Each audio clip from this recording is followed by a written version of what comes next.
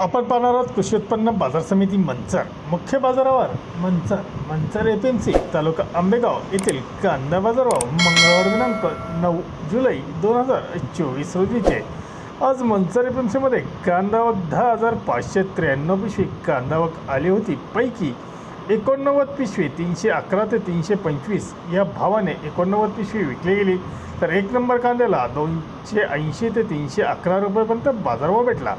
Super medium कांदे 250 ते 280 रुपये, गोल्टा गोल्टी 150 ते 220 रुपये, बदले कांदे चिंगडी कांदे 100 ते 150 रुपये या भावाने विकले गेले। मंचरमध्ये आठवड्यातून 3 दिवस लिलाव असतात, मंगळवार, गुरुवार आणि रविवार।